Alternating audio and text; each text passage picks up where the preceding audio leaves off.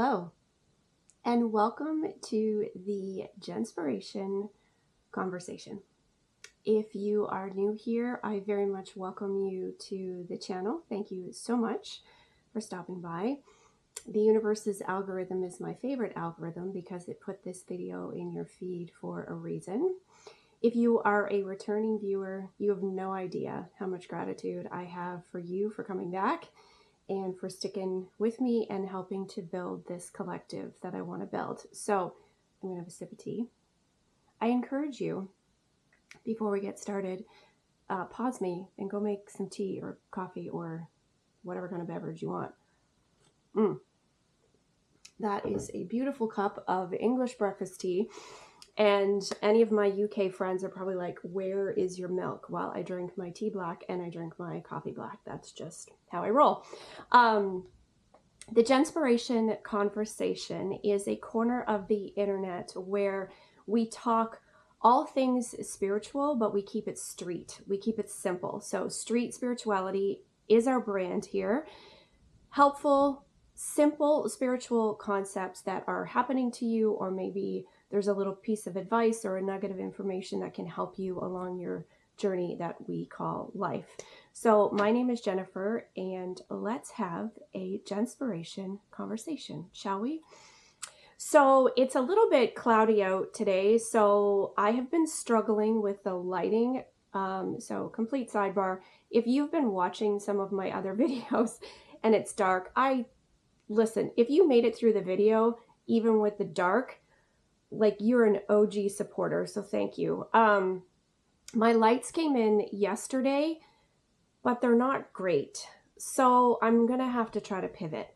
Here's the thing. I know when I film and you can see the water in the background, like I'm backlit, right? Which is not great, but I love the view so much and I want you to enjoy the view so much, but I may have to pivot and start filming in other areas of the house, but total sidebar. So we're sitting in the cozy kind of, cozy, I don't know why I said it that way, cozy kind of reading nook of my rental property right now.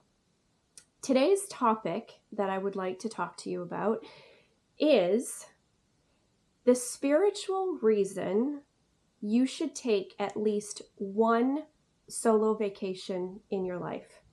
And when I say solo vacation, I mean no one with you that's familiar. Not your partner, not your kids, not your best friend, not your mom, nobody. You should take at least one solo vacation in your lifetime. I have taken 3.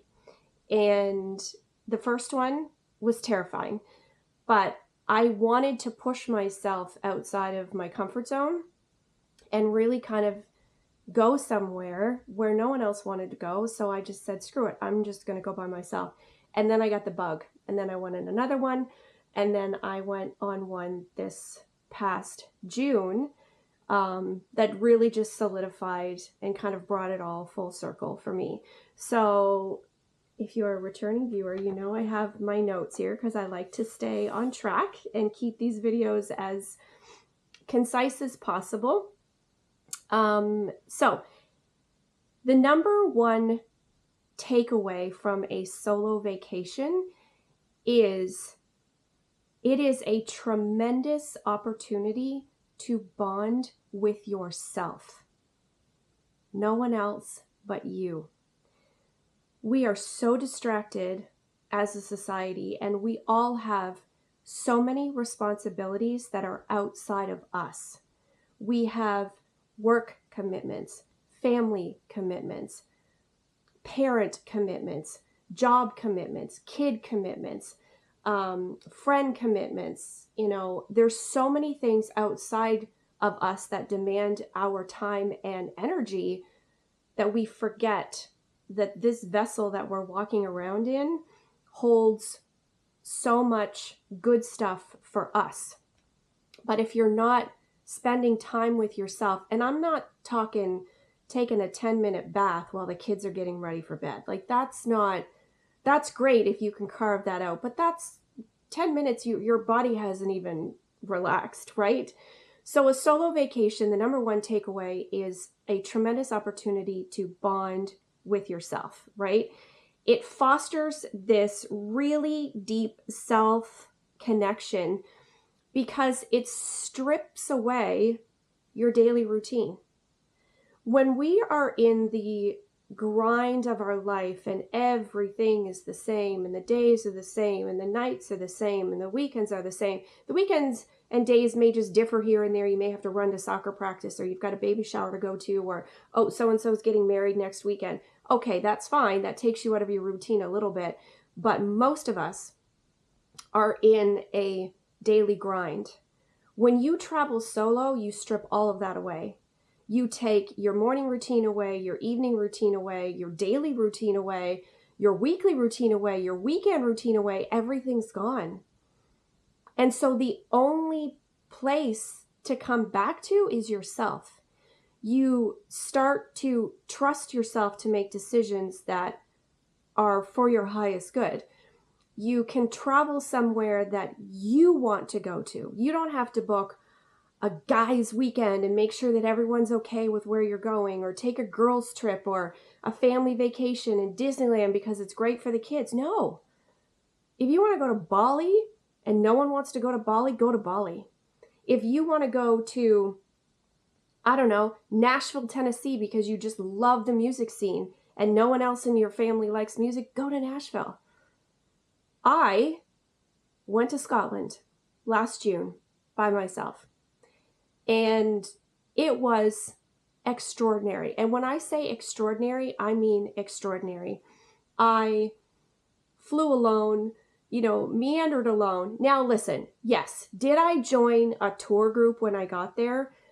Yes, only because I'm still a wee bit terrified to drive on the other side of the road. So I'm in Canada, in case anyone didn't know that. I'm a little bit terrified to drive on the other side of the road because I was fully prepared to rent a car and do it myself. But I was like, how about I keep myself safe? And so I did join a tour group when I was there, but I joined the tour group alone. And when you're with a tour group, you're with them, but you're not really with them, right? You do the touristy things, but there's a lot of solo time. The tour group is just literally a bunch of people on a bus and it takes you to where you want to go. So I did a tour called Majestic Scotland, which went through Glasgow, Edinburgh is how you're supposed to say it. Flew into Glasgow, flew out of Edinburgh. It went all through the Highlands, the Isle of Skye. It was extraordinary. And I got to feel and be present with myself in those moments alone. I ate alone. I meandered alone. I shopped alone. But the wonderful thing when you travel alone is that you can just strike up a conversation with a stranger and connect with someone who's not from your hometown or not in your immediate circle and learn something about yourself or learn something about them, right? That might enrich your life. So massive, I would say growth that I experienced was just being comfortable in my own skin and showing up places alone. I went to a Highland dance show, a dinner show where they did Highland dance and they served dinner, and I had haggis for the first time, and not my favorite, not gonna have haggis again. Sorry, Scotland, but it's just not my thing. And I sat at a table alone, and it's okay. Other people sat with me. If I wanted to talk to them, I did. If I didn't, I didn't. It was such a wonderful trip where I was so much in the flow of who I was that when I flew home, I thought, I want to bottle that feeling and just kind of carry it with me. So that's obviously a big component of it. It really does force you back into yourself, your own needs, your own wants, your own thoughts, your own feelings, your own emotions, because you're just relying on you. And when you travel alone, you can sleep when you want to sleep, nap when you want to nap, eat when you want to eat. And it almost feels so empowering that you're like, this is so foreign because I'm so used to a schedule. Like if you work a 9 to 5 and your lunch break is at 12, well, when you're on vacation, if you sleep till 10 and then you eat lunch at 2, you have dinner at 8, you're just like, I feel like I'm having an out-of-body experience. Well, it's true because your body is coming home to itself. It's like, oh my gosh, you've put us in a new environment. Your spirit and your soul and your intuition are like, whoa, we're on vacation with you, right? Oh, this is a really good one. Traveling alone will also help you if you have any codependency issues. Like some people are terrified to do anything by themselves. Even, I just need a sip of tea, hold on. Even when you are home in your safe environment, maybe start with baby steps on taking yourself out to dinner with no one around. Go to a movie alone. The first thing you should do is go to a movie alone, because when you get into the theater, nobody knows that there's no one sitting next to you. You're fine. Because we have become a bit of a, hold on, I need a drink. Oh my gosh, so good. It takes me right back. That's Scottish, that's English breakfast, but tastes just like Scottish breakfast tea. When you break out of your routine and you do things alone, you become less codependent on the people around you for your safety net. So if you take yourself to dinner or you go to the movies alone, those could be some small steps to help get you there, and then take the leap of faith and travel alone. So it really does help you with your codependency issues, because again, we're removing things and people that feel familiar, that help you rely on yourself to make decisions. So if you're traveling with other people, it's okay, well, what time are we doing dinner? Or do you guys want to go to the beach right now? Or what do you guys want to do tomorrow? Or I know you all wanted to go see this particular museum. Like, when do you want to do that? No, there's none of that. It's you wake up and go, what do I want to do today? Where do I want to go today? What do I want to see today? And it's not selfish. You're totally coming home to yourself, and you're feeding a part of your soul that's probably been asleep for a little while. So congratulations, your soul's going to be like, "Ee, let's go have some fun, shall we?" Oh, this is also a good one. Sorry, I take notes again because I want to stay on track.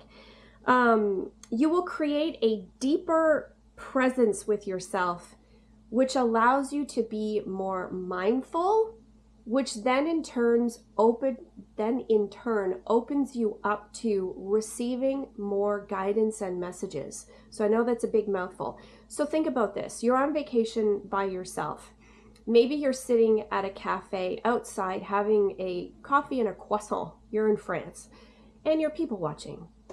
And the next thing you know, a bird flies by and it lands on the chair across from you, and you're like, whoa, that's a message from your spirit team. Maybe you're walking near the Eiffel Tower and that same particular bird feather lands in front of you. That's a message from your spirit team. And in your everyday life, that bird landing while you're out with your family, you may not have even noticed.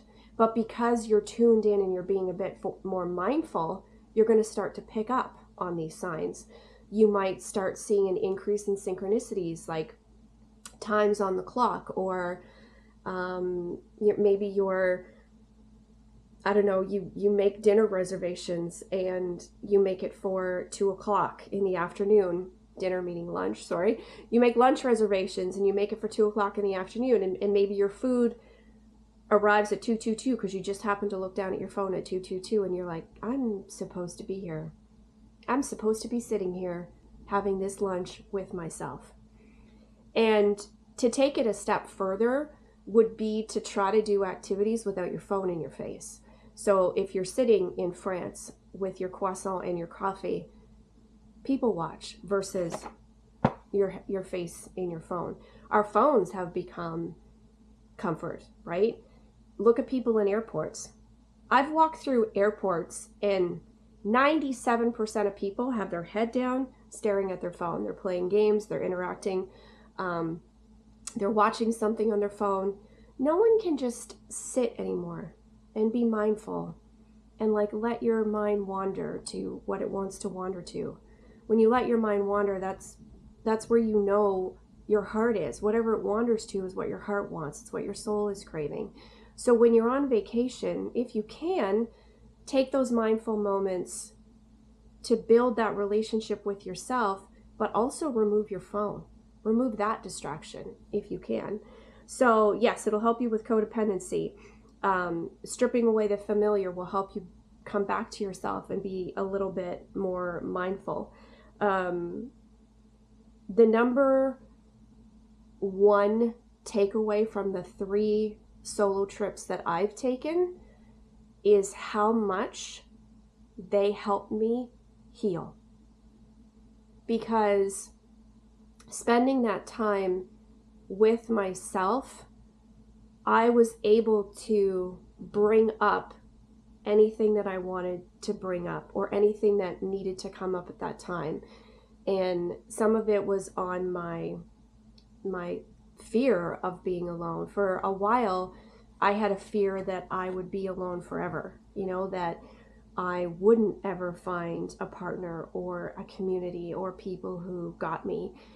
I'm in a point in my life right now where I can't relate to a lot of people. I can't talk to a lot of people about my spirituality. And some people have said that I've changed so much, and that's just them projecting. They don't want me to grow, and they don't want me to flourish, right? People don't like it when you change. But if you can power through, the healing on the other side of that is exactly what your soul is craving. So solo traveling did that for me. Solo traveling helped me heal parts of myself that I didn't realize needed healing. And sitting on airplanes alone, or sitting in hotel rooms by myself, or looking out the window, or I got to tell you, when I was in Scotland, and I went in June, it was the first part of June, and I got lucky because everyone knows the weather in Scotland's not fantastic, but I got lucky. I only had one day that it rained in the morning, and the rest of it, you just kind of needed a light jacket. Like, it was actually sunny. A couple of the locals, I was sitting at a cafe in Pitlochry, I think it's called. I was sitting in a cafe outside, and some locals walked by and commented on the weather. I don't know if I just didn't look like I was Scottish, but they commented and said, "What a lovely day for you to be sitting outside, because this is a treat." And I noticed there was a lot of people outside because it was a treat. And I think, you know what, that was the universe. I think the universe was like, "Jennifer, we're going to help you with the weather while you're in Scotland. We're going to give you a taste of the rain, but we're also going to help you with the weather while you're there. Let's make this even just that much sweeter of a trip." So going back, I had a really, really profound moment when I was in the Scottish Highlands.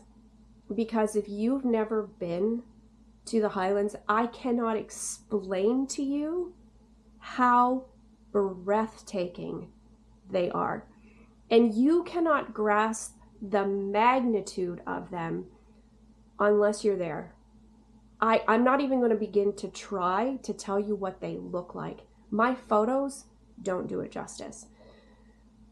So part of the tour group drove us around, and we stopped at different parts of the Highlands, but we did reach, and I wish I could remember where we were, but it ended up being this super rainy day that I was really high on top of one of the peaks or highlands or whatever, and it was pouring rain. When I say it was pouring, my pants were soaked, my jacket, my hair, I was drenched.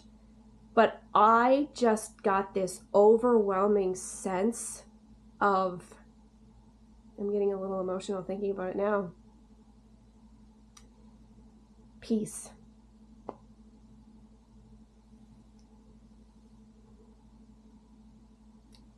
And freedom. And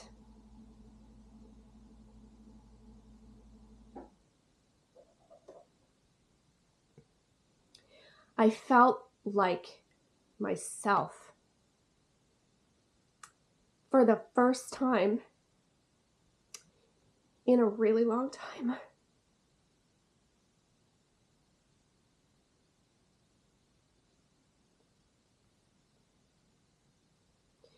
So, to say that it was an empowering experience, I didn't think I'd get this emotional. To say that it was an empowering experience, I think you can see how much that trip meant to me. So that's the reason I did this video, is because I really want that for you too. Like, I want you to experience what I experienced, and I want you to feel all of the beautiful, empowering feelings that coming home to yourself can do for you. I came back from that trip completely energized, rested, and I felt like I fueled my soul. I fed it. I fueled it and I fed it. I fed it with some delicious fish and chips, but I fueled my soul with that trip. So I want that for you too. So that's the reason I made this video. There's a deep spiritual reason behind traveling solo, and if you are feeling called or pulled at all to take a solo vacation, my advice to you is just do it. And if you're a little terrified, good.